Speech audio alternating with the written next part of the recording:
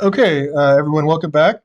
So this will be our last WebEx meeting, and so what I want to do today is kind of wrap up the semester and talk about the final and some other things. And so, couple notes: the last homework, the chapter 15 homework, is due today, and so I did get a few emails about that, and so I want to make sure that there's no questions on any of those assignments. I can go over some of those if we need to, because that's due today. And then I have some practice exams and kind of a review session for the final, and we'll do that as well. And then I have an extra credit thing for the final. If you want to earn some extra points, you can do that as well. Um, I'm gonna Thomas, can you turn your sound off? Oh, sorry about that. Yeah. Okay. So I have planned some practice problems, a little review session, and to get us prepared for the final, and make sure everyone's good on that, and I can answer any questions about the final. And then I do want to make sure that everyone's okay doing the last homework because I did get some questions about that via email. And so where should we? So any um, specific questions on the chapter 15 homework? Because it looks like there's still a lot of students that can turn in.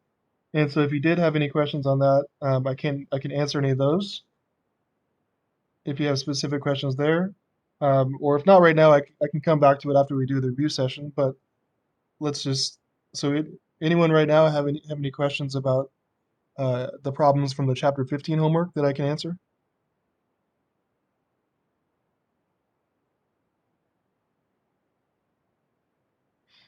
Okay.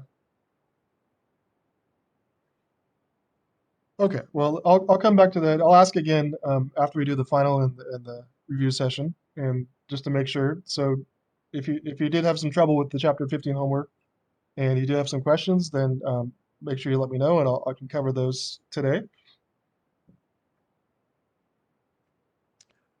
All right. So, what I think we'll do now is let's get us ready for the final, the take-home final. There's nothing timed. All right. And so if you go on Blackboard to the final exam spring 2021 section. All right. And so just to clarify, we have done all the chapters in the syllabus, and we've gone, assuming we get the homework in today. That's everything. So we've done all the new material. So nothing new today. All the chapters are done. We did everything I wanted to do in the syllabus. So that was great. And what I have planned for today, again, is just final exam prep, practice problems, stuff like that. So if you go on Blackboard to the final exam spring 2021 section, there's a practice exam material here, and then there's the actual exam we'll get to in a little bit, and there's also an extra credit, couple questions that you can earn some points on your exam if you want to do that, have some extra time. All right, so practice exam final spring 2021, there is an exam in PDF and Word documents. So I'll just open up the PDF real quick. Okay, so this is kind of what your exam is going to look like. You'll have 5 questions, 20 points each. All right, and the questions should be somewhat familiar from the homework questions and the examples. So you have one on just trying to develop a price index to determine real GDP. Okay, number 2 will be on economic growth. Number 3 will be in the aggregate demand and aggregate supply situation where you do a couple graphs and shift things around. Number 4 will be on the spending multiplier and fiscal policy. And then number 5 will be on monetary multiplier and monetary policy. So 5 questions kind of covering all the main things that I thought were important from all the macro stuff from chapters 10 to 15. Okay, so we got 5 examples. We'll go through 5 examples with solutions. And if anything needs clarification or if you have questions, then please ask them or stop me because your take-home exam is very similar to what we're doing here. And you'll have this as a reference, but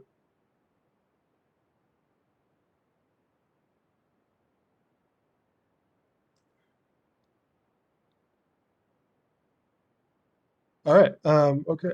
Yeah. So let's go ahead and, okay, so under final exam spring 2021, the practice area, let's open up practice exam final spring 2021 solutions, the Word document one. Let's open up that one.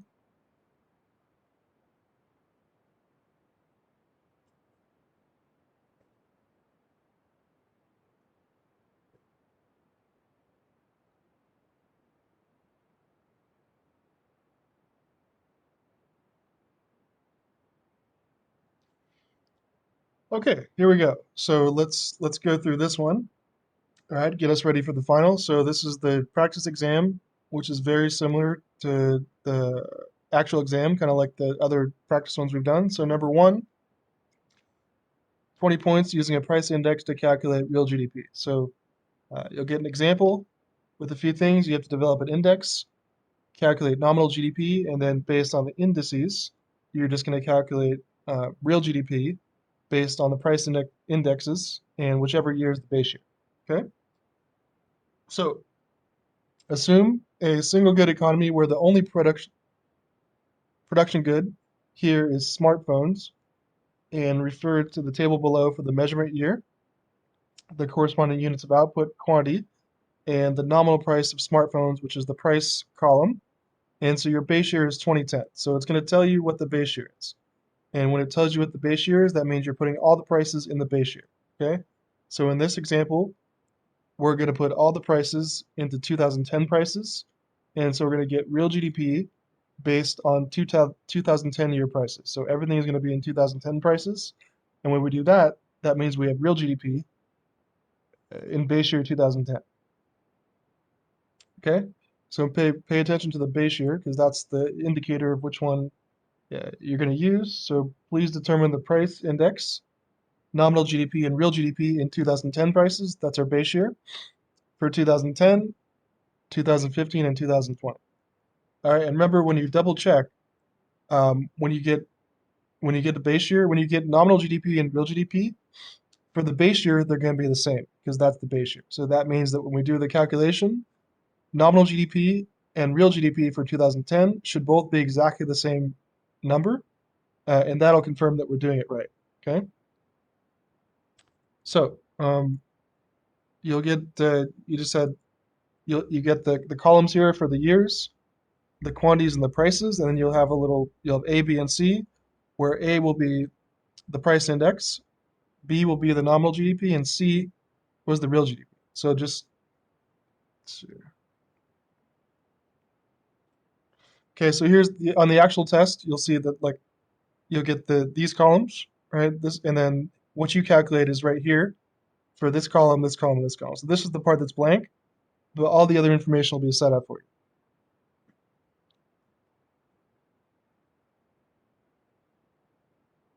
All right, let's calculate the price index.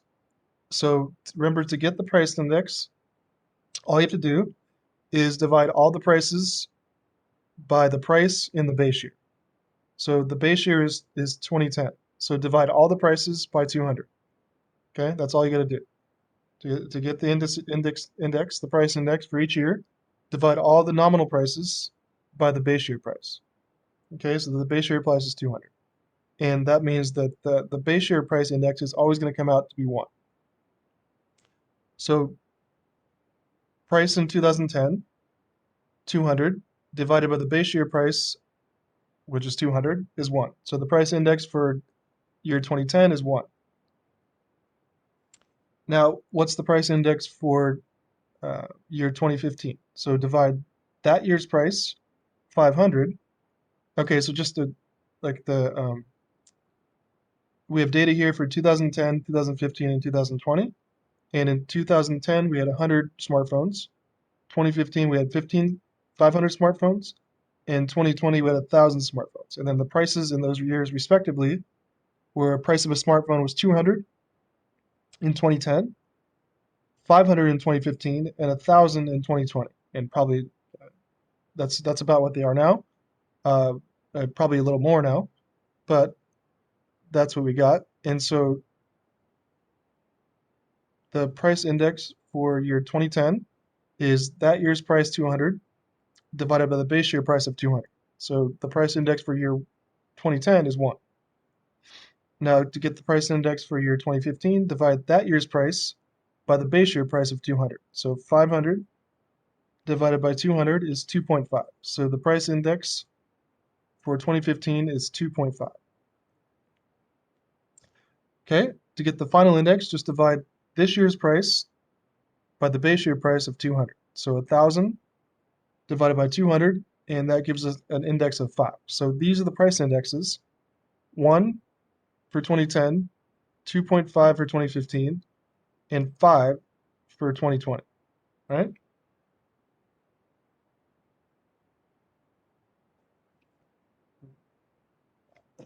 Okay, part B is you're going to want to calculate nominal GDP.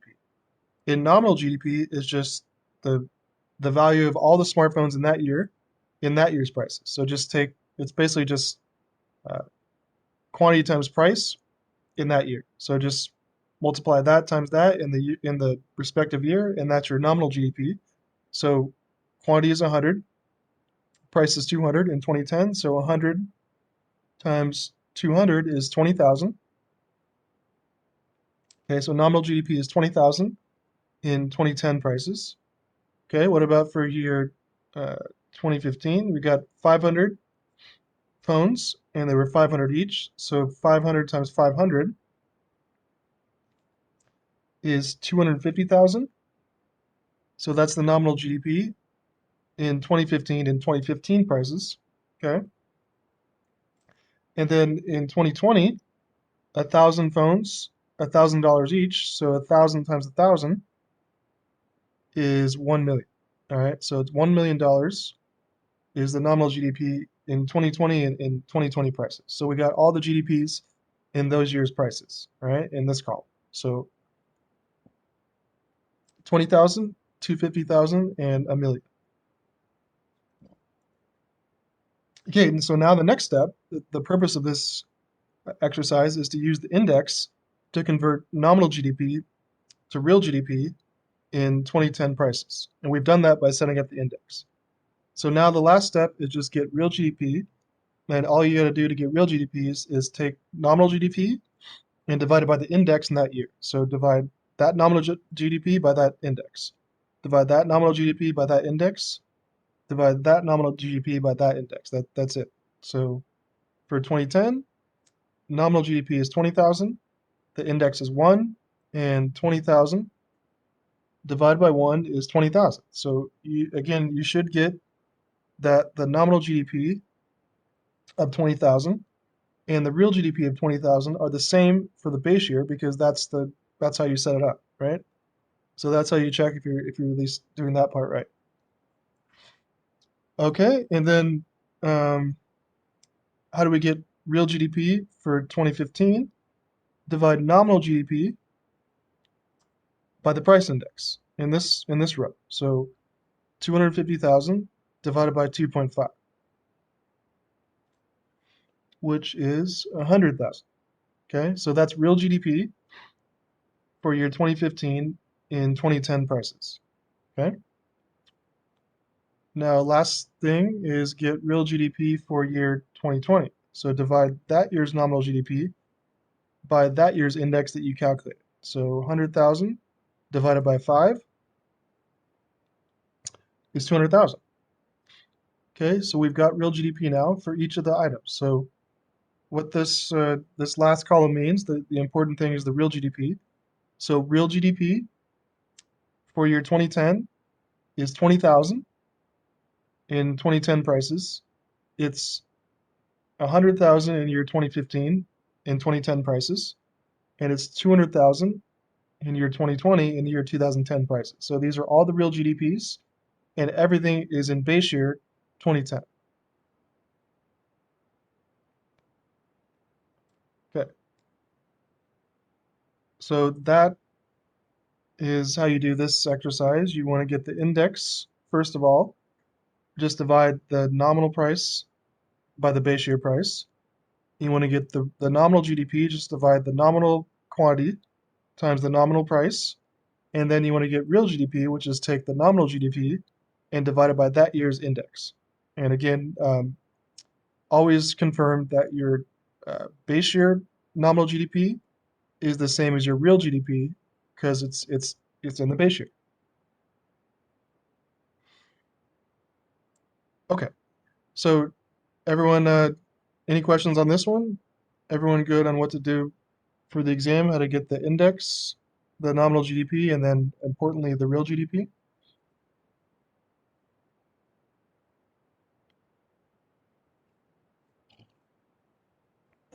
Okay.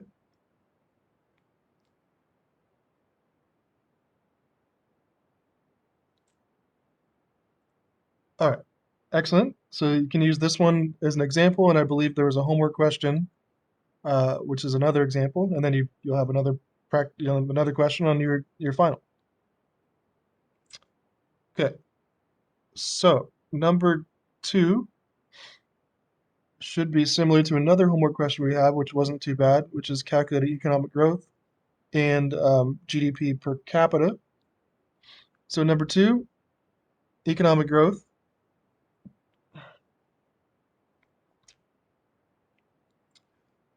Suppose real GDP in the U.S. was 18,000 billion in 2018 and 19,000 billion in 2019. Okay, and so I'm putting them in these values because that's how they come off the actual data. All right, so it's a data of billions, and the number you come off is 18,000. So it's pretty close to what it actually was, 18,000 billion in 2018, and so on. So assume that total population in the U.S. was 0.32 billion in 2018, and also 0.32 billion in 2019. So I'm leaving the values in billions because when you calculate GDP per capita, it should be a nice even number. Okay, so just leave the numbers in billions. All right, don't worry about if it's weird to see 0.32 billion or 18,000 billion. Just leave it in the billions, and that'll make it a lot easier. Okay, so I did it. I worked the math out so it'll come out to even numbers for the GDP per capitas. Okay. A. What was the rate? What was the growth rate of real GDP from 2018 to 2019? Okay, so you did one like this on your homework, and so it's just the change over the original. So when GDP grew from 18,000 billion to 19,000 billion, okay, just take the difference over the original. So basically, real GDP in 2019 minus real GDP in 2018, that's the change over the original, which is real GDP in 2018. So real GDP in 2019 was 19,000, minus real GDP in 2018 was 18,000, divided by real GDP in 18,000, which is 18,000. So 19,000 minus 18,000 divided by 18,000 should give you about 0.0556. And if you convert that to percent, just multiply it by 100, you should get something like 5.56%. So that's the growth rate of real GDP going from that to that in consecutive years. So that GDP grew by about 5.5%.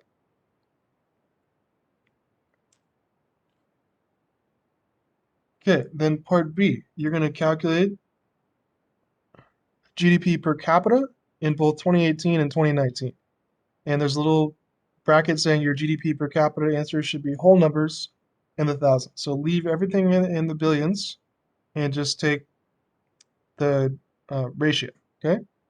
So GDP per capita is just GDP divided by the population in that respective year. So in 2018, GDP in 2018 divided by population in 2018, okay? So GDP in 2018 was 18,000 billion divided by population in 2018, which was 0.32 billion. Okay, so see how when you do that, the billions will cancel out and just take 18,000 divided by 0.32, which will give you a nice even number of should be exactly 56,250. So that was the GDP per capita in 2018. And it was something around there. It was something like 60,000. Okay, and then do the same for 2019. So GDP per capita in 2019 is GDP in that year divided by the population in that year. Okay, so GDP in 2019 divided by population in 2019. GDP in 2019 was 19,000 billion, and divided by the population in 2019, which was again 0.32 billion. Okay, so when you do this simple calculation, the billions will cancel out. All right, so don't, when you put in your calculator, don't put in 19,000 billion in your calculator, just cancel those out and divide 19,000 divided by 0.32, which gives us exactly 59,375. So that was the GDP per capita in 2019. Okay, then what was the growth rate of real GDP per capita from 2018 to 2019? All right, so when we went from this to this, what was the percent change? And in this case, the percent increase. So real GDP per capita in 2019 minus real GDP per capita in 2018 divided by real GDP per capita in 2018. So the growth rate or the change over the original. So real GDP in 2019 was 59,375 minus in 2018 it was 56,250 divided by in 2018 it was 56,250. So that minus that over that would give us exactly or something like 0.0556. And again, put that in percent terms, multiply by 100, and we get 5.56%. Now you'll notice here in this particular example, this is the growth rate of real GDP per capita, that the growth rate of real GDP per capita was 5.56%, which was the same exact thing as the growth rate of real GDP from between the 2 years. Now, that might seem weird, but that should make sense because there was no population growth, right? So population was the same in both years, or just in this example it was. There's not in the real world, but I did that so that the math would work out, but that it should make sense that if that was the case, if you don't have any population change, then GDP per capita growth rate is going to be the same as the real GDP growth rate because the population didn't change. Okay.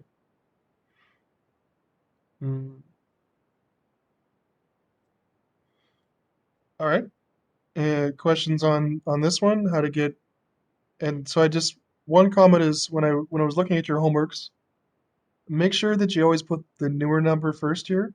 So even if it's like I had some examples like in the homework where GDP decreased or fell, like the next year, the newer year was lower. And so make sure you always put the newer number first, even if it's lower. All right, even if you get negative, always put the newest year first. So even if you get a negative growth rate, that's okay. Just make sure you do it. You always put the newer year here and the older year here. Okay. So everyone, any questions on how to get growth rates of real GDP, GDP per capitas, or growth rates of real GDP per capita?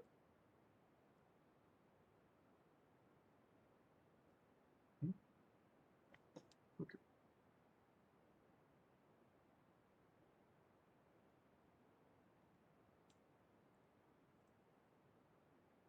All right. Next one. Okay, and then for number two, make sure you just, if you haven't, just make sure you look at the solutions for that homework assignment, just to see how it is possible to get a negative growth rate if the GDP falls. So just to see the example. Okay, number three is going to be 20 points. They're all 20 points on aggregate demand and aggregate supply. So suppose that the AD and AS schedules for hypothetical economy are shown in this table here. So we got real GDP in billions. We got the price level, the price index, and we got real GDP supply. So when the price level goes down, real GDP demanded goes up, and when the price level goes down, real GDP supplied goes down. So that should be clear. And then part A is you're just going to figure out equilibrium and then graph the two curves. So part A, what is the equilibrium price level and the equilibrium level of real output in this hypothetical economy, and just illustrate this scenario graphically with the AD-AS model. All right, and I did this in Excel just like I did in the study guide. So if you want to use my Excel file as a reference or as a template, you can do that. Or if it's easier, you're welcome just to use graphing paper or whoever the best method to do this is. But here is, all right, so right here, practice exam, final spring 2021 solutions, the Excel file.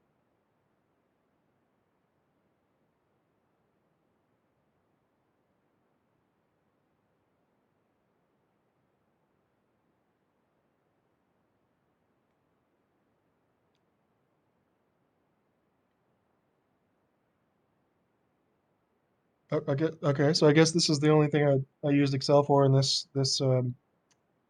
test. So here you go. I just put in the chart, right? And then I made a graph where I just graphed the demand and price level, which is exactly the AD curve, and also the demand and supply part, which is the AS curve. Okay, so if you're using Excel and have been doing your work in Excel, you can go ahead and use this as a template or example. You can just put in you can use these columns and put in uh, your demand stuff here, your prices here, and your supply stuff here, and then that should graph it for you.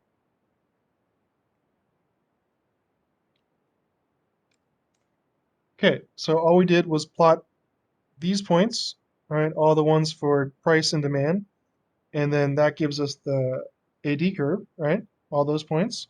And we plotted these points, all the prices and the supply, and that gives us the AS curve, that one, right? And where's equilibrium? It's when what price gives us the same, that is this one, okay? At a price of 140, demand is 300, and supply is 300. So that's the intersection there. And here's the price level. Here's real GDP in billions. We plotted the AD curve. We plotted the AS curve, and then equilibrium is that point there. Price level 140, real GDP of 300. There's our intersection, our equilibrium.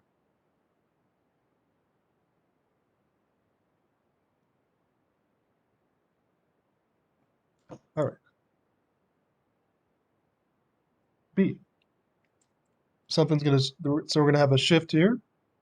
Let's suppose that buyers desire to purchase 200 billion of extra real output at each price level. What is the new equilibrium price level and level of real output? And let's illustrate this scenario graphically with the AD-AS model. Okay, so all we're doing now is basically shifting the AD curve out by 200 billion. So it's a increase or a rightward shift of the AD curve of 200 billion. Okay. So all you have to do for this example basically is add 200 to each of these original items of demand. So add 200 to that, add 200 to that, right? So 100 plus 200 is 300. 200 plus 200 is 400, and so on. So these are this is the new AD demand amounts plus 200. All right, so you can see that all I did in the Excel example, just to show you the work here, is just see how I just added 200 to everything? Plus 200, plus 200, plus 200, that was the shift. And the new AD curve is this one, AD prime. So it shifted out, out this way to the right, 200 billion. So it shifted out. Okay, so when you plot, so the AS curve is going to be the same as before because nothing changed there. All right, so these points, the AS curve should be the same exact thing as the previous panel. But when you plot these points, 300, 180, 400, 160, 500, 140, 600, 120, and 700, 100, this one, you'll see that the AD curve has shifted out to AD prime, and the new equilibrium is right there. So at a price of 160 now, this is 400 and that's 400. So when this shifts out, right, up to this way, then here's the new equilibrium. Price level 160 and real GDP 400.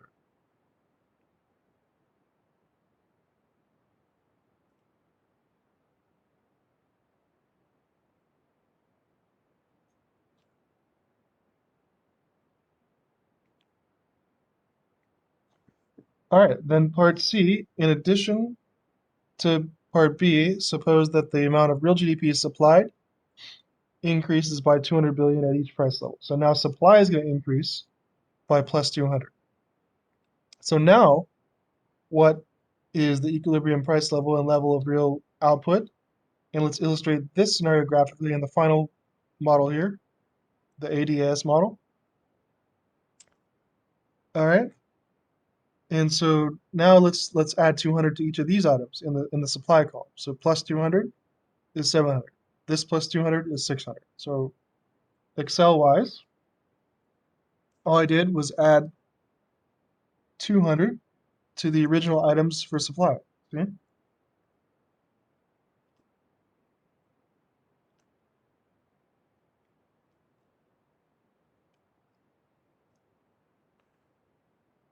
Okay, so if you plot that curve, the AD prime curve is the same as part B, but the AS curve shifts to the right plus 200. So this goes this way by 200 to AS prime.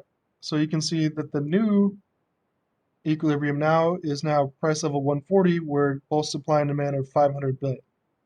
So see how uh, here's the original. The AD prime curve shifts out 200.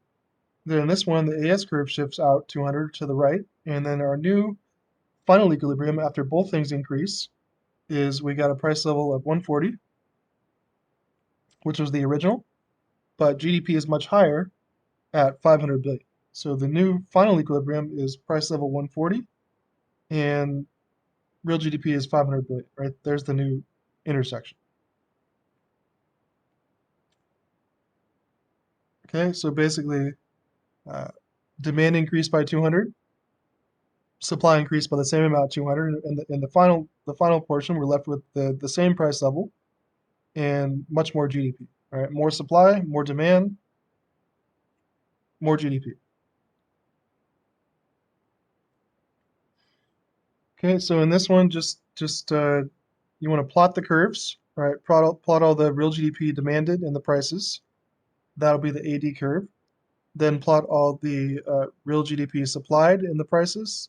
Okay, that'll be the AS curve. And this one should be downward sloping. And this one should be upward sloping. Okay, and then find the initial equilibrium where what's the price that makes them both equal. All right, and then for B, demand's going to shift up or down. What's the new equilibrium after you do the graph? And then part C, supply is going to shift up or down. And what's the final new equilibrium after both the supply and demand have shifted? All right, so that's yeah. Okay. Questions on this one? And again, you're welcome to use my Excel file as a template or an example, or you can just use graphing paper or however you want to do this one.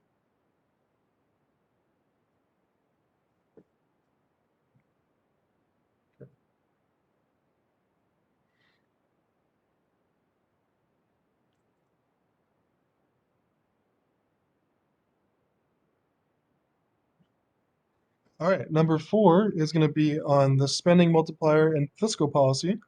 And you'll recall this one from one of the homeworks. You see we had a lot of practice on this one. So number 4, 20 points. The spending multiplier and fiscal policy. All right. So assume that a hypothetical economy with an MPC of 0.6 is experiencing severe recession. So part A, by how much would government spending have to rise to shift the aggregate demand curve rightward by 150 billion? All right, so remember this one. You want to start with just the general equation for the multiplier, which is exactly 1 over 1 minus the MPC. So remember that one for your homework. Just use that same equation. Plug in the MPC that was given of 0.6. So if the multiplier is 1 over 1 minus the MPC, then 1 over 1 minus 0.6 is 1 over 0.4, and 1 divided by 0.4 is a multiplier of 2.5. Okay, so use that. And the equation to get the effect of demand with the multiplier, the effect of government spending with the multiplier is the change in government spending times the multiplier times the desired change in aggregate demand. So there's the general equation. Plug in the multiplier, plug in your goal, and then just calculate the delta G you want. So we're trying to figure this out. The multiplier is 2.5, and we want to boost aggregate demand by 150. All right? So what times 2.5 is 150? Or 150 divided by 2.5 is a delta G of 60. So basically that means that government spending would have to rise by 60 billion to shift the aggregate demand curve rightward by 150 billion, because each change in government spending multiply it by 2.5, and 60 times 2.5 is exactly 150.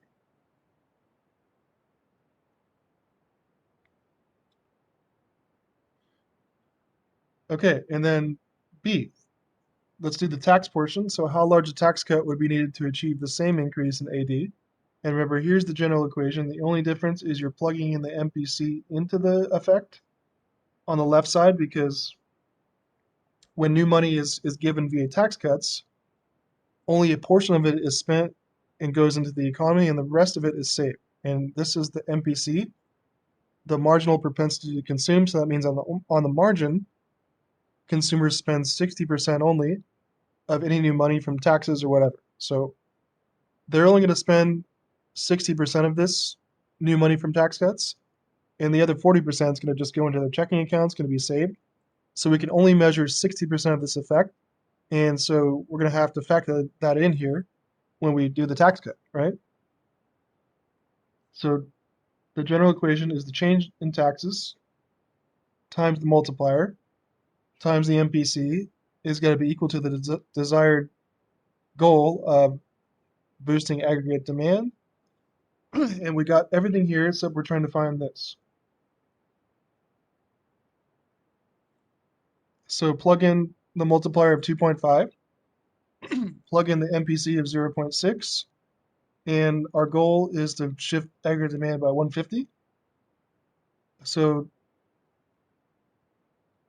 2.5 times 0.6 is 1.5, and the goal is 150.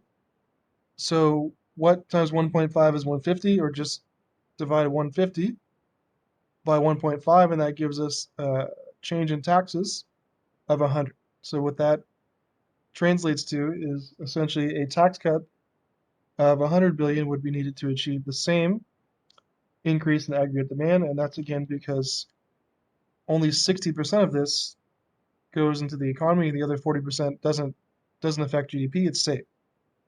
So to boost GDP by 150 billion, you can either increase government spending by 60 billion, or cut taxes by 100 billion, or part C, figure out some other combination. Okay, so remember this one, determine one possible combination of government spending increases and tax decreases that would accomplish the same goal of 150. So remember, you're going to do part of it with government spending and the other portion with taxes. But these two parts have to sum to the original 150. So whatever you do with taxes, or whatever you do with government spending, plus whatever you do with taxes, it's got to equal the same goal of 150. Okay, so here's the equation for government spending. Here's the relationship for taxes. All right, and let's determine how much we want to do with government spending and how much we want to do with taxes. Now, you can do whatever you want here. You can pick. When I graded your homework, I saw that there were lots of different choices. So um, I was impressed with the different selections you made. So they're all the same thing, but there was quite a bit of different choices there. And all right, so what I'm going to do here is, because I know that this is going to be divided by 2.5 and this is going to be divided by 1.5. I know that if I just split it in half, it should come out nicely. It doesn't always have to be, you can get decimals, it doesn't matter. But if I do half here and half here, then together that's the 150. So let's cover, I'm going to choose to cover 75 billion with government spending and 75 billion with tax cuts. All right. So let's do this portion, and then together 75 plus 75 is the 150, right? So government spending. So what times 2.5 is 75? 75 divided by 2.5 would mean that we're going to do the government spending by increasing government spending by 30. Okay, let's do the rest with tax cuts. All right, start with that. Plug in our multiplier of 2.5, our MPC of 0.6, and our goal here of covering the rest of 75. So the change in taxes times 2.5 times 0.6 is 1.5, has got to equal the goal of 75. And what times 1.5 is 75? Just take 75 and divide it by 1.5, and that means cut taxes by 50. Okay, so if we want to cover half of it with government spending and half of it with tax cuts, this is what we do. One possible combination that would accomplish the same goal is to increase government spending by 30 billion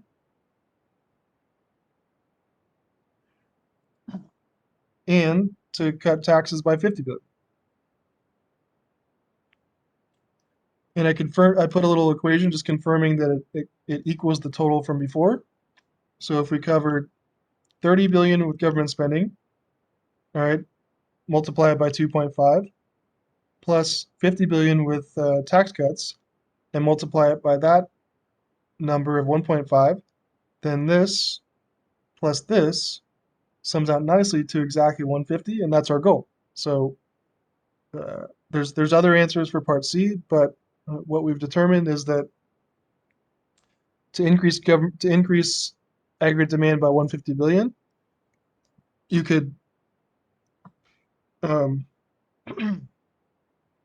increase government spending by 60 billion. You could cut taxes by 100 billion, or do some blended combination. In this case, we could also increase government spending by 30 billion and cut taxes by 50 billion. So any of these three options give us the same exact outcome.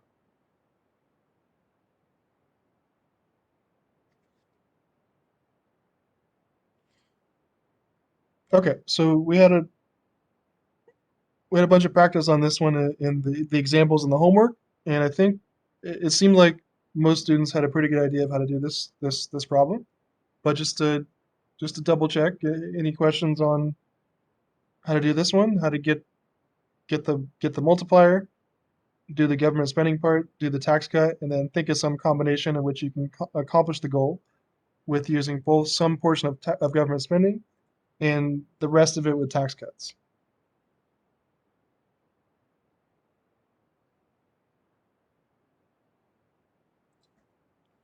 Okay.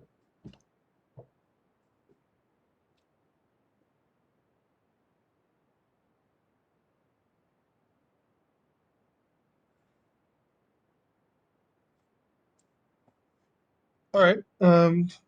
Last one is number 5, which is on the monetary multiplier and monetary policy. So here we go. We got 20 points for this one. So Tony Soprano found $10,000 and deposited it into his checking account at Chase Bank and answered the following questions in response to this new $10,000 in checkable deposits, and the reserve ratio here is 10%. All right, and so there's a lot of people on the last homework that did the um, excess reserves portion, I guess, incorrect. And so this is the reserve ratio. This is how much you have to keep on reserve. And excess reserves is the excess amount. So when you're calculating excess reserve, it's not the reserve ratio percent times the total, it's the additional amount.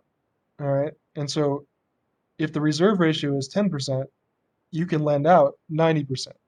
Okay. So when you get this part here, excess reserves, don't multiply the reserve ratio 10% times the deposit, multiply the rest of it. So if the reserve ratio is 5%, multiply the new deposit by 95%. If the reserve ratio is 50%, multiply it by 50%. If it's 10%, multiply the excess reserves by 90%. So this is how much you cannot lend out, but you can lend out the rest. So if you have to keep 10% on reserve, that means you can lend out the rest of it, which in this case is 90%.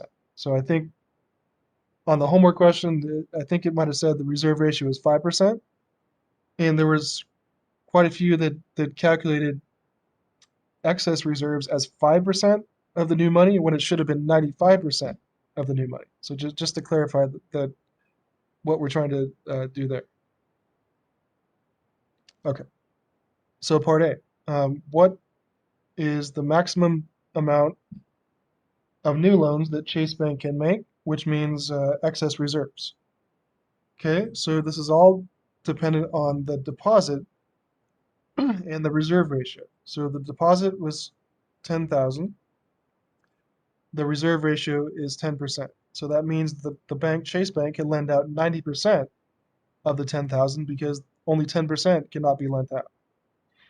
So excess reserves are 90% of 10,000, which means that excess reserves are 9,000.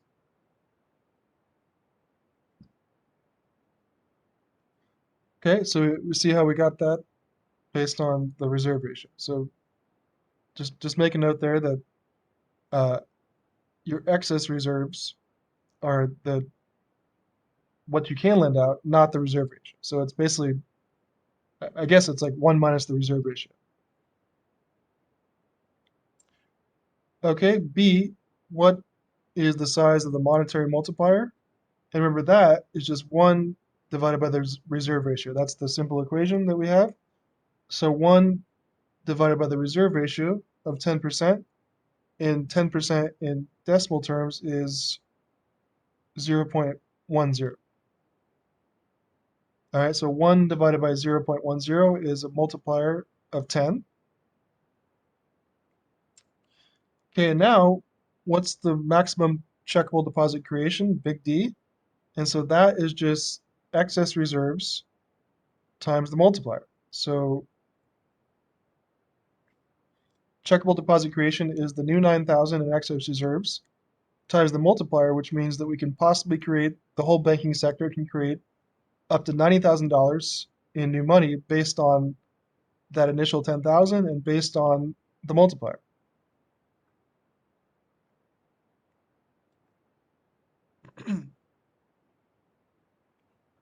Okay, and then D, answer questions A, B, and C on the assumption that the reserve ratio is now 12.5%. So if the reserve ratio goes up, that should let you know that there's going to be less money created because now a little bit more has to be kept on reserve.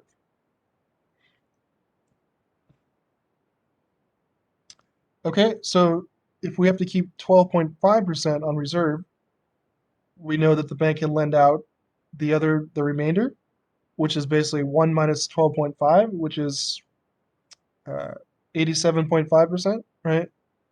And so if they have to keep 12.5% of reserve, they could lend out the other 87.5%.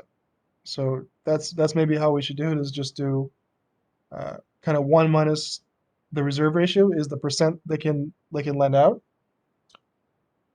So if 12.5% has to be kept, we can lend out 87.5% of the new money. So 0.875 or 87.5% of 10,000 is exactly 8,750. So we can lend that out, whereas the rest has to be kept in reserve. But this can be used to create new loans and money. Okay, what's the new monetary multiplier? 1 divided by the reserve ratio. The reserve ratio is 12.5%, and 12.5% in decimal terms is 0.125. Just move the decimal over 2. And 1 divided by 0.125 comes out to a nice 8. We get a money multiplier of 8. And new money creation, checkable deposit creation, all I got to do here is multiply excess reserves times the multiplier, 8,750 times 8. And this confirms that the banking sector could create up to $70,000 of new money based on that excess reserve amount and based on that multiplier. And what you see is that when the reserve ratio goes up, money creation goes down, because it makes sense that if more money cannot be lent out, right? If the banks are forced to keep some more in the vault or leave it with reserve with the Fed, they can lend out less, and less money can be created as a whole when the reserve ratio goes up.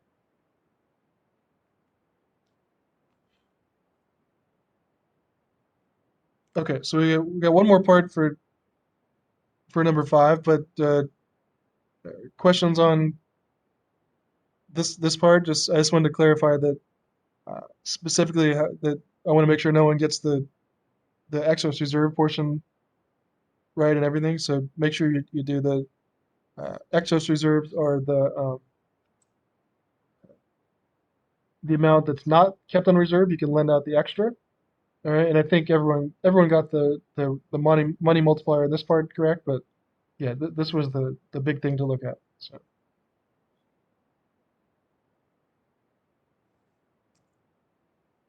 okay, so everyone get here? No?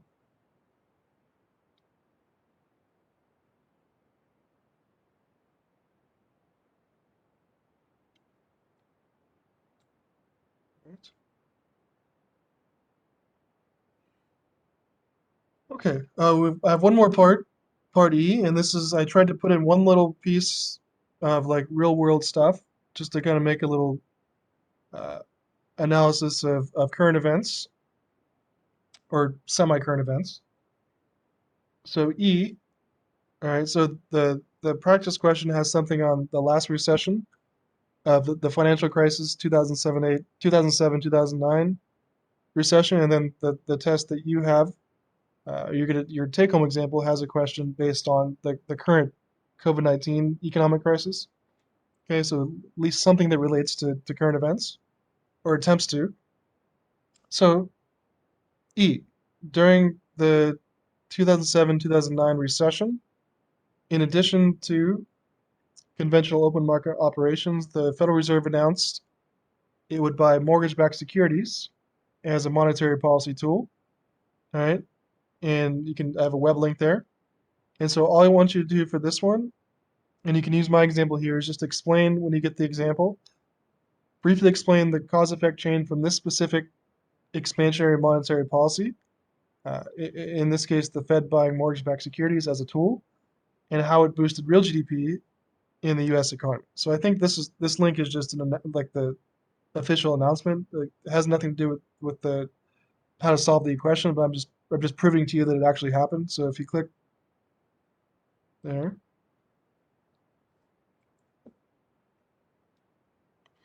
all right. So here's the Fed response, the official announcement in 2008, in the middle of the crisis. Right, they said they're going to do something different, and because the asset that was causing a big portion of the crisis was nobody wanting these mortgage-backed securities anymore because they'd lost value, and all these mortgages were defaulting. The Fed decided they would buy those assets and hold them for a while because they had the liquidity to do that. And so they started buying these unwanted assets to try to help out the banking sector. So basically there was this asset was causing part of the crash, and all these big banks, Freddie Mae, Freddie Mac, Ginnie Mae, had a bunch of these mortgage-backed securities at the time that nobody wanted to buy because they were failing. And so the Fed decided, we'll buy these, we'll hold them as collateral until this crisis is over, and that's what they did. They pushed money towards these big banks, and they were able to hold these mortgage-backed securities and wait till they were valuable again, and they can sell them back and hold it as collateral.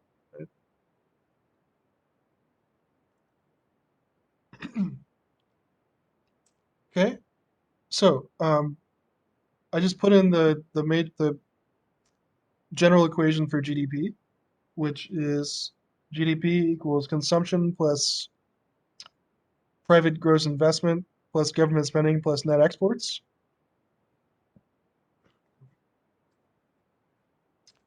Okay, and usually the way you're going to show with this simple equation how the impact or the effectiveness of monetary policy is through investment.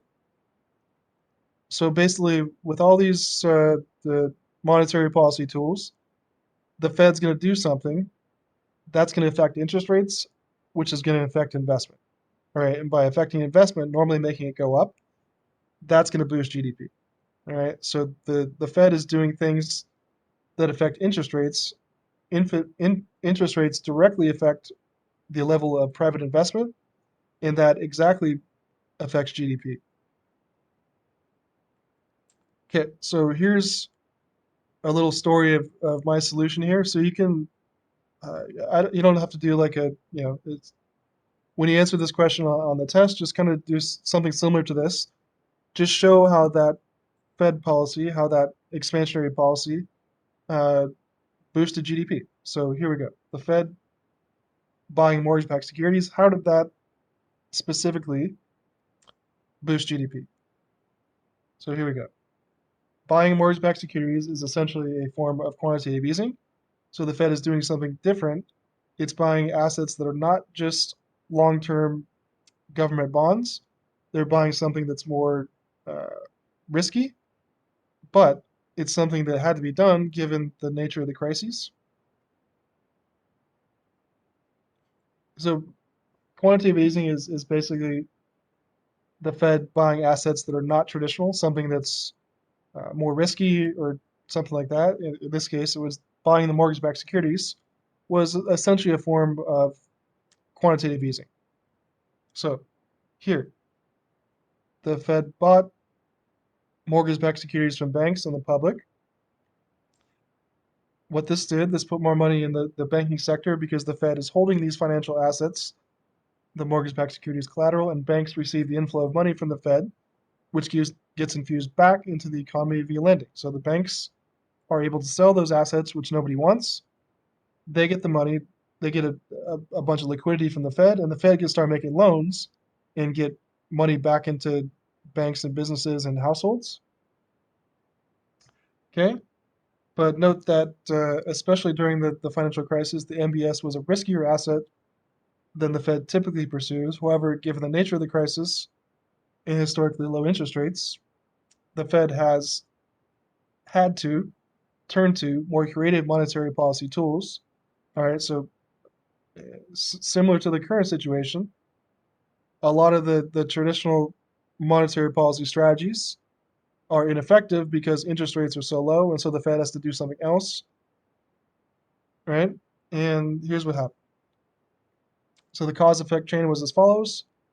The Fed increased bank reserves, okay? Big banks desperately needed liquid assets, and the Fed did that by buying their mortgage-backed securities, and the banks got the money, okay? As a result, banks could make more loans to the private sector at lower rates. Okay, so because of this, the prime interest rate fell. And this, by definition, boosted private investment because when the prime interest rate falls or when interest rates go down, it's cheaper to borrow. And if it's cheaper to borrow, uh, firms borrow more and they invest more. So if the interest rate goes lower, there's more private investment because it's now cheaper to borrow money. All right, which led to a rightward expansionary shift of 80 curve. So interest rates went down, this went up. If that goes up, by definition, that has to go up. Okay, so finally, in theory, the economy moved to a new, higher equilibrium level of real GDP. So I just tried to explain how the Fed doing some action of monetary policy affected interest rates, affected investment, which in turn had the goal they wanted to of boosting GDP, because when they were able to push to make it easier to borrow by lowering interest rates, that boosted GDP by incentivizing private investment.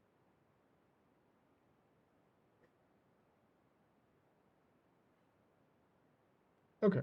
Um, okay, so the very last question there, part E on question 5, will just be one um, little question on something current. In your test, it's going to be something the Fed did in response to the COVID-19 crisis. But they're essentially doing, they're trying something different.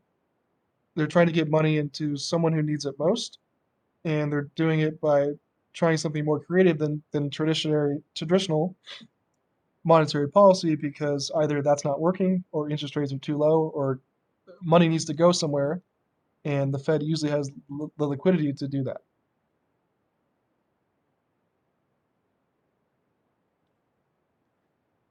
All right, and so I'll show you the question on your test, but you can, when you answer just start with this equation. You're basically gonna show how private investment was boosted to affect GDP, and just tell a little story of something similar here, where the Fed did something, right, that that caused interest rates to lower, that incentivized private investment, and so on.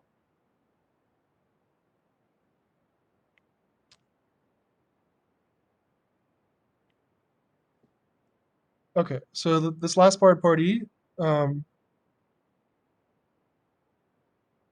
questions here on just I'm just trying to help to just see if we can use some of the monetary policy tools to see how like it might be used in a real world and in current event situation.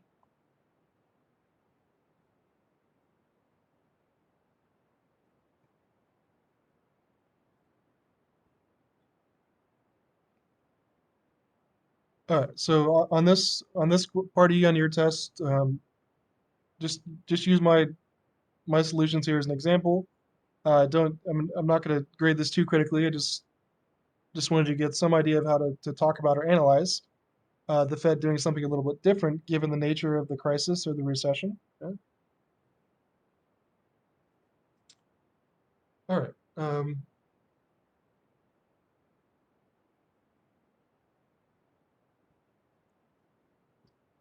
Okay. That we've gone through the practice exam, and we've got a few more things. I have an extra credit I want to show you, and I want to go through just a few things on the actual test, and then also if there's any questions on the homework that's due today, we can talk about that. But we've gone through the entire practice exam, all the practice exams and solutions. You have that on Blackboard as a reference that you can use. But everyone here good on the what we did just now? Questions on any of these questions or anything that we went through that you might uh, need for the actual take home? Okay. All right. Okay.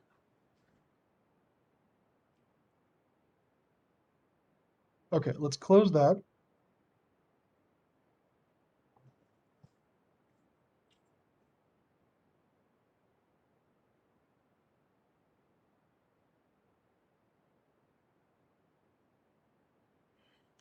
Let's close that. All right, so there's all that stuff, the practice exam and the solutions in the Excel file, if you want to use that, are there to look at as a reference.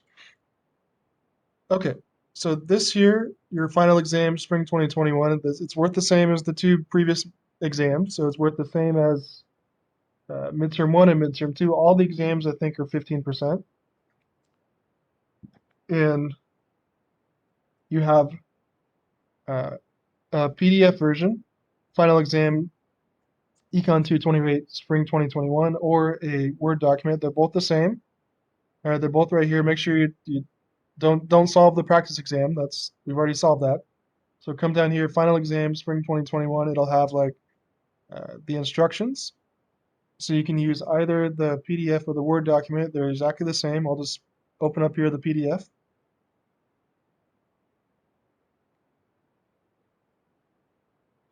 Okay, so here's the final exam. And so same kind of instructions for all your work. It's worth 100 points.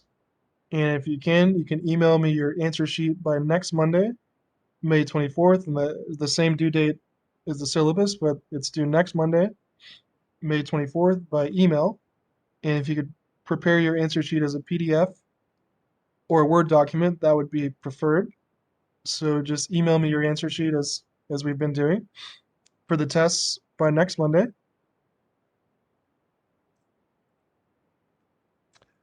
Okay, and you'll see you got number 1 is developing a price index to calculate real GDP. So you're going to get different price indices, nominal GDPs and real GDPs. All right.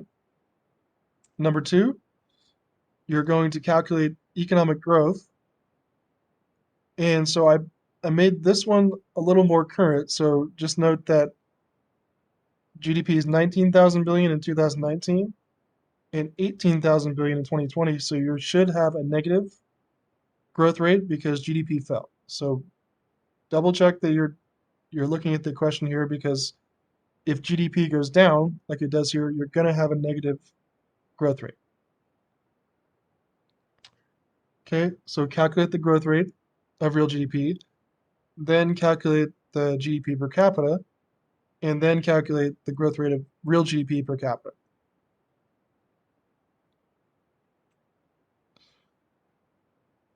Okay, number 3, you're going to, you got a chart here for real GDP demanded at different price levels and real GDP supplied at those price levels. So just plot real GDP demanded in the price level to get your AD curve. Plot all these points, price level and real GDP supplied, to get your AS curve. Put those together and find the initial equilibrium. Okay, and then part B, aggregate demand is going to shift out by 100 billion, so do that effect. And part C, the AS curve is going to decline or shift leftward by 100 billion, so do that effect. All right, and then number 4, you're going to do another one with the spending multiplier and fiscal policy. So you got the MPC. All right, you're going to get your multiplier. You're going to do your goal with the government spending. You're going to do your target with tax cuts, and then you're going to figure out some combination of both to hit that 390, right? Okay, then number 5, you're going to have new money. Reserve ratio is 8%. And remember, excess reserves are the excess of what you cannot keep on reserve, or you don't have to keep on reserve. So, yeah. So calculate the max amount of new loans that they can lend out given the new $1 million and the 8% reserve ratio. Okay, then get the monetary multiplier with the simple equation, and then get how much new money can possibly be created with this new money and this reserve ratio. And then the reserve ratio for part D is going to drop to 5%, and do the same questions again with that lower reserve ratio. And then E, here's something just to tie in something current. In response to the economic shutdown caused by the COVID-19 pandemic, the Federal Reserve's new corporate credit facility took in $305 million worth of exchange-traded funds on its first day of operation, according to data released Thursday, and this was like last March. So the Fed decided to do something a little bit different. They bought exchange-traded funds, which are basically like a bundle of stocks. Like they actually bought like stocks from corporate corporations. They bought ETFs, they're called, which are just kind of like a bundle of publicly traded stocks. So they bought stocks from corporations to try to get corporations money because corporations were really hurting at that time. So the Fed decided to do something a little bit different and decided to buy a bunch, in particular 300 million worth of exchange traded funds. Okay, and here's the link. It just tells you the like report, I guess. Oh, opens. Oh, there we go.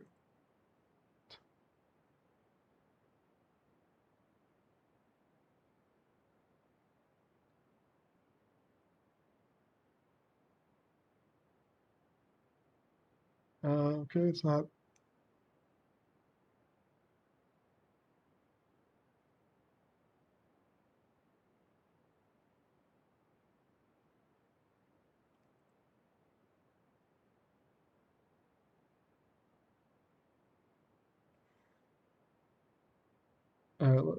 Let me try the link on the Word document, see if that.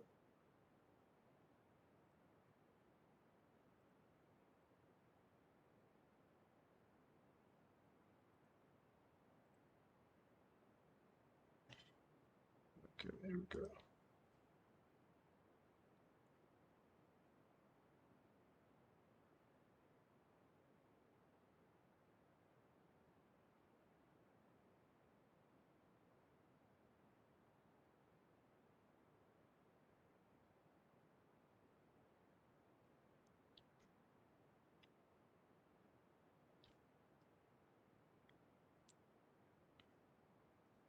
This is. I don't want this to like crash your computers.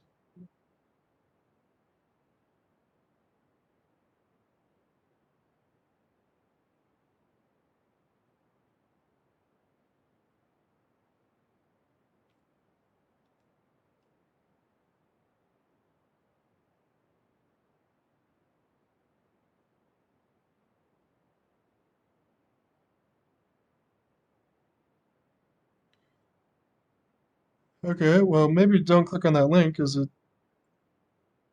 Oh, there we go. All right, I don't know what happened. There we go. Okay, so it should just take you to a Business Insider link to explain or just to like a link to the news feed for that actual uh, policy. So here we go. The Fed. You don't really have to take any research from this. I just wanted to show you what actually happened. Okay, so if you click on that link from problem 5 on your uh, take-home final, you should get here where it just says it's announcement the Fed buys 305 million worth of corporate debt ETFs to kick off its groundbreaking relief program. So it's something new, all right? So it's something that like just kind of like how the Fed. Okay, good. You were able to open it. Perfect. Yeah, so it should take you here. And so just like the Fed bought mortgage-backed securities during the previous recession or the previous crisis because they thought that was the most important thing to do, they decided to do something different here. And in this case, one of the first actions the Fed did in last March was to buy these corporate debt ETFs. So this explains that little story. You can take a look at this. You don't really have to use any information here to do your answer, but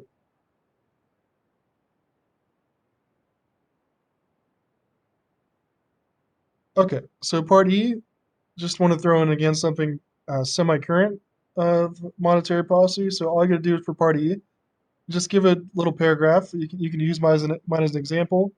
Maybe throw in the equation for GDP, but just try to explain the cause-effect chain here from this specific expansionary monetary policy, which is the Fed buying corporate debt ETFs.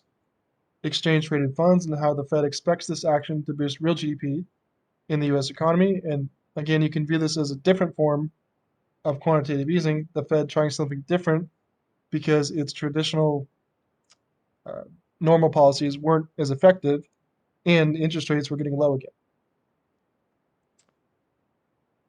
All right, so again, part E, something current. I'm not going to grade this too critically, just try to put in a little paragraph of how you think this would uh, specifically boost investment, boost GDP, and how the Fed trying something different in response to the current crisis would have a result of boosting the economy.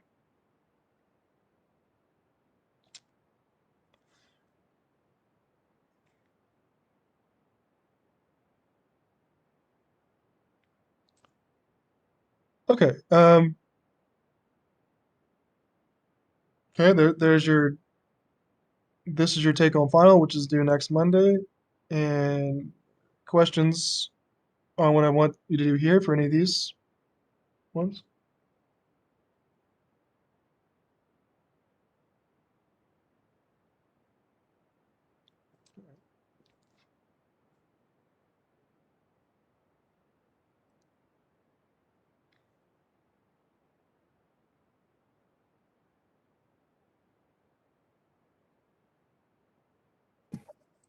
It's due on Monday before 11:59 or a Monday on a specific date. Oh, yeah, I didn't specify a time, so just yeah, anytime Monday. So I guess yeah, technically 11:59 is you have all day until next Monday. Thank you. Okay, you're welcome. Okay, and then a few more things. So we got I did put an extra credit option here. So let me open this up, and I tried to put some other like current event situations. All right, so right here in our final exam, spring 2021, you have your actual exam. All right, make sure you do that first in either PDF or Word document form that we just went through. And then right here, extra credit macroeconomics is an option for you.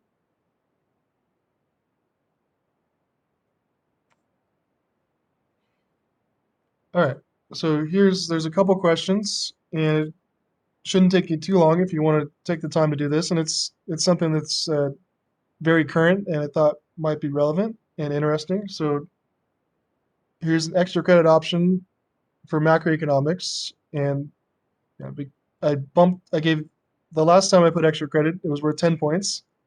Um, it didn't get a big response, so I tried to see if there was a marginal effect here. I give you 5 more points for this option, so this one's worth 15.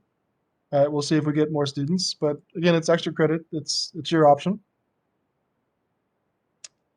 So you can earn up to 15 exam points on any exam if you want to do this, if you need those points. And all you got to do is submit this via email as well by next Monday. So this can be due, or this can be added to the bottom of your exam or a separate document, whatever you prefer. But this is due the same time next Monday, May 24th, via email if you choose to do it. And so I got just one question here on the business cycle, and one on the different uh, money stocks. So number one, the business cycle revisited. So in chapter 11, we discussed the types of goods that are affected most by the business cycle, which were durable goods. And we also discussed the types of goods that are somewhat insulated from the most severe effects of recession, which are non-durable goods and services. But we've saw some different things lately. So part A is about the durable goods portion. So I have a link here, examine the historical data.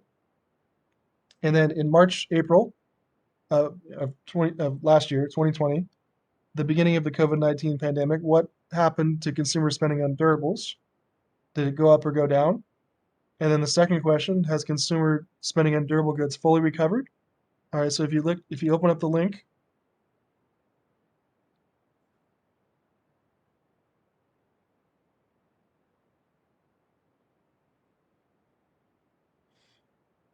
okay, should take you to the current, so this is real personal consumption expenditures on durable goods. This is consumer spending on durable goods. So you can see that a lot of weird stuff has happened lately. So for this question, I want you to look at the patterns and answer the question. So you see, since February 2020, some crazy stuff has happened. All right, that's for that one.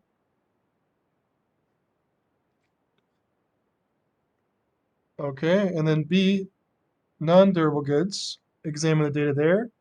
And in the beginning of the COVID-19 pandemic in March, April 2020, what happened to consumer spending on non-durables?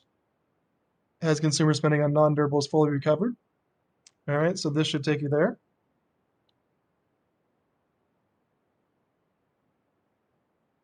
Okay, so this is what's happened to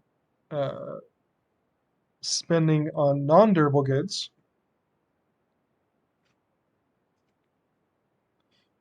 Okay, then C, this is the fun one, services. So examine the historical data. And again, in the beginning of the COVID-19 pandemic, March, April 2020, what happened to consumer spending on services? Did it increase or decrease? And has this consumer spending on services fully recovered? So if you click on this one, this is consumption for services.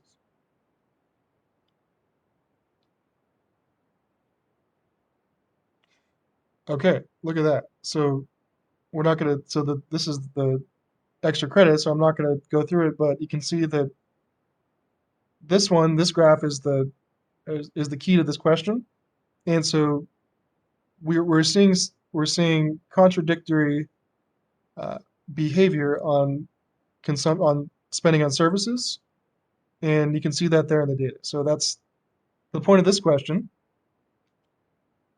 Is basically we're looking at data that disproves the textbook and the traditional models, saying usually the things that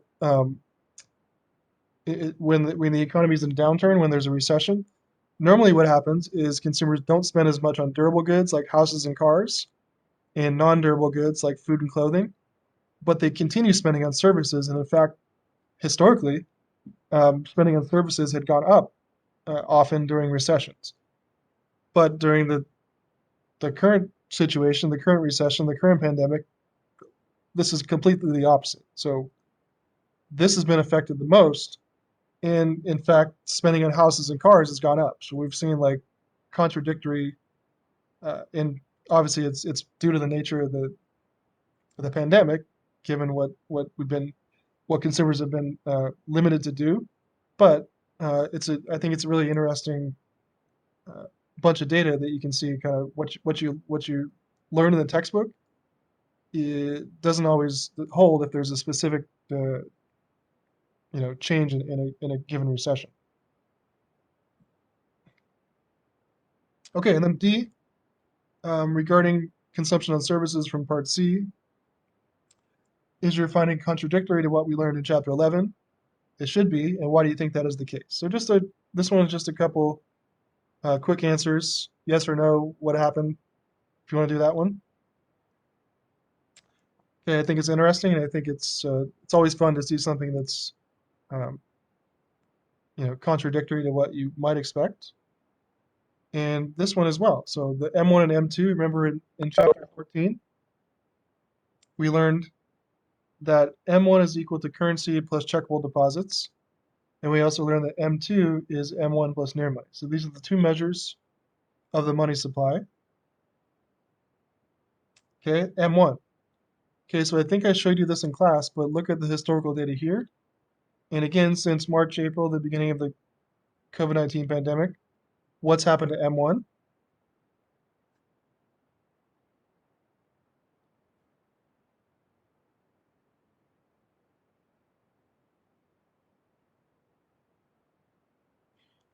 Okay, and looks like this one has been discontinued, but if you just, I mean, you can still see what happened. But if you just search for M1 in the Fred data, you should get a more up-to-date one.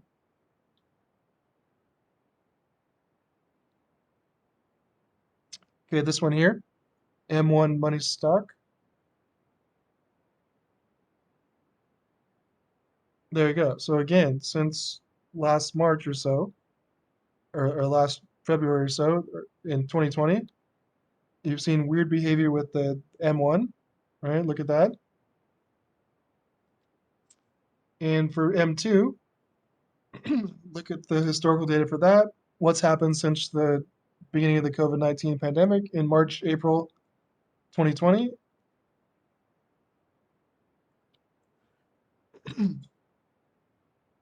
All right, so again, this one has also been discontinued. I'm not sure why, but there's a more up-to-date one if you just search for M2. This one. There you go. So you can clearly see that there's been extreme increases in both measures of money stock, and there's a ton more money in checking and savings accounts. So you saw that, and part C is what might explain these trends in M1 and M2. All right, so we talked about a little bit about that in chapter 14. And finally, D, what economic concept from chapter 15 do we see here? And why is this an issue for monetary policy going forward? All right, so this is one of the, just a hint, this one here, the concept of problem, is one of the highlighted key terms from the chapter 15 study guide. All right, one of the last things we talked about. And yeah. Okay, so here's here I tried to make a couple questions that were semi-current, and we didn't. I made them extra credit because we didn't spend a lot of time on these type of questions, but I think they're interesting. I think they're super relevant to what's going on. And so if you want to do these, or at least just look at the data, you can get. I'm not going to grade it too difficult. So if you make a good attempt, you can get a nice 15 points on the exams. Might help you out there. So here's an option for that. And if you want to do this extra credit, you can just send that along with your final, or it can be separate. But just if you want to do it, just email it to me by Monday, May 24th. So do the final first. But this, if you could use some extra points, I don't think this will take too long. I'm not going to grade it very hard, and thought it might be fun. So here's an option for extra credit.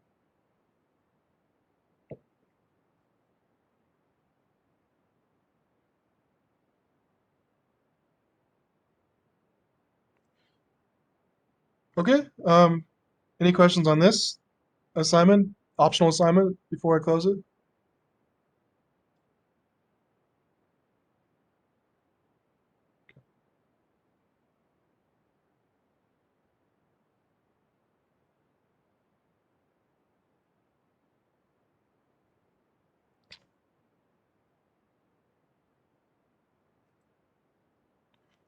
Okay, so last thing.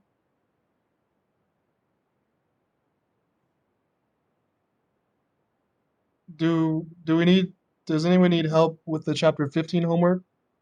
I can answer some questions there, or go over some of those if we need that. So that's the last thing. So does anyone have need assistance or have questions on the chapter 15 homework, or want me to go over any of those problems?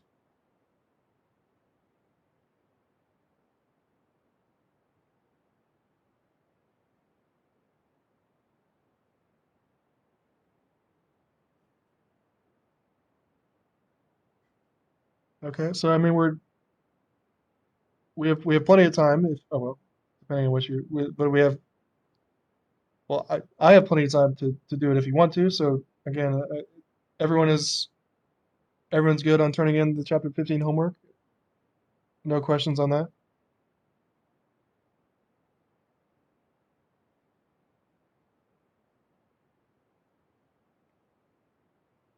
Okay. All right. Well, I trust you. I trust you. Okay, so let's wrap it up here in a minute.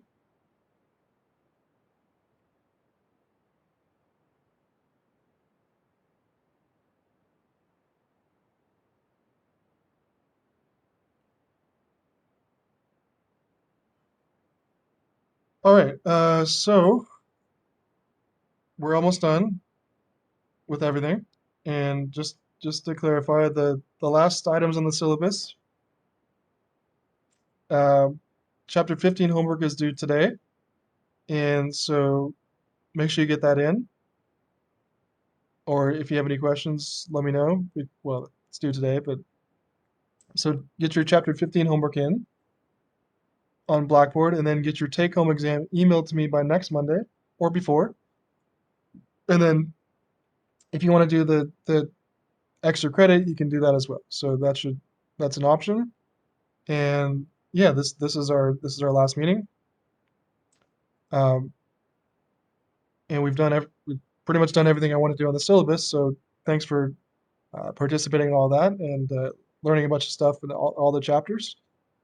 So that's basically it. So just get your last homework in. Email me your final exam and the extra credit if you want to do that. And you can, if you have any questions, you can email me or by that way. But I think that's it. So it looks like we have a pretty good. Yeah, there's pretty good. I'm glad there was a pretty good turnout tonight. So thanks for coming to the last meeting. We're pretty good turnout percentage and attendance rate. All right, so I appreciate that, and I appreciate your participation and learning about economics throughout the semester. So we did everything I wanted to cover. So hopefully you learned something about economics and enjoyed the class. But thank you all, and that's it. Thanks, Professor. Appreciate you. Thank you. Thank you, Professor. Thank you. Thank you, Professor. Thank you.